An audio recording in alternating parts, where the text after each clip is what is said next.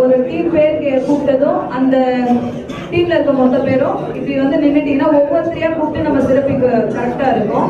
சலசலப்பு இல்லாம அமைதியா இருந்தாதான் உங்க ஒவ்வொருத்தரையும் கௌரவிக்கிறது நம்ம எல்லாரும் பார்க்கலாம்.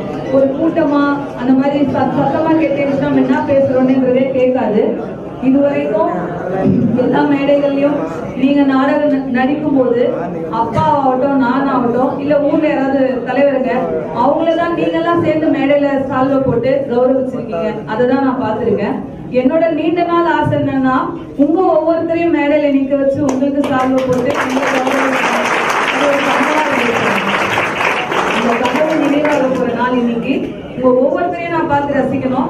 உங்களெல்லாம் மேடையில் நிக்க வச்சுட்டு எனக்கு அங்க போய் நின்று பார்க்கணும்னு கூட ஆசைதான். இருந்தாலும் அவங்களுக்கு கௌரவிக்கிறதே நான்ன்றதுனால அதுக்காக தான் வீடியோ எல்லாம் ஏற்பாடு பண்ணியிருக்கேன். அதுல நான் பார்த்து சந்தோஷப்பட்டுக்கிறேன்.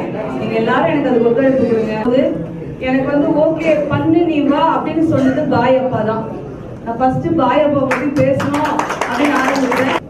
சிவா அம்முவா இருக்க அப்படின்னா எனக்கு ஒரு தைரியம் வந்தது.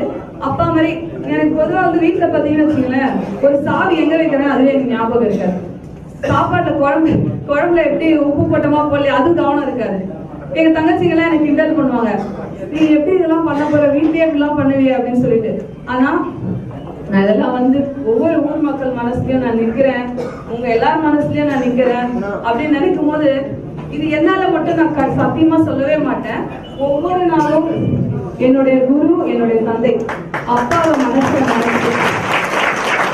நான் என்ன பேசணும், நான் எப்படி நடந்துக்கணும், ஊர் மக்கள் கிட்ட ஒன்ன மாதிரி நான் எப்படி பேர் எடுக்கணும், நீதான் எனக்கு கடவுளா இருந்து துணையா இருக்கணும், நான் அவரை வேண்டி வரவேதான்.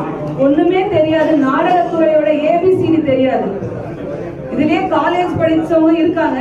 ஆனா அந்த என்ன ஏபிசிடி தெரியாத என்னை எடுத்துட்டு இந்த அளவுக்கு உங்க எல்லாரோட மனசுலயே என்ன அப்பா நிறுத்திருக்காருன்னா நான் அவர் இல்லைன்னே நினைக்கல. அவர் என் கூடவே இருந்து என்னை இந்த அளவுக்கு கொண்டு வராரு. அந்த மாதிரி எனக்கு துணையா அப்பாவோட ஸ்தானத்துல இருக்கிற நீங்க எல்லாரும் தான், என் பாயப்பா உட்பட நீங்க எல்லாரும் என் மனசுல இருக்கீங்க.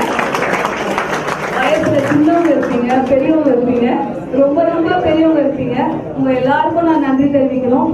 என் அப்பாவை எப்படி கடவுளா நினைக்கிறேனோ, என் அப்பாவை என் கூட சேர்ந்து என் அப்பாவோட பேரை காப்பாற்றுறவங்க எல்லாரையும் நான் கடவுளா நினைக்கிறேன்.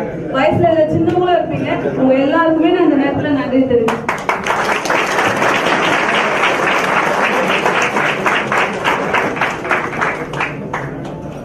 நினைத்து கூட பார்க்கவில்லை எங்களுடைய இந்த கலை குடும்பம் நிகழ்ச்சி இவ்வளவு விமர்சையாக நடக்கும் என்று. நாடாளுமன்ற உறுப்பினர் உயர் திரு MS தரணிவேந்தன் ஐயா கலந்து கொண்டு மிகவும் அழகான முறையில் விழாவினை துவக்கி வைத்தார். அப்போது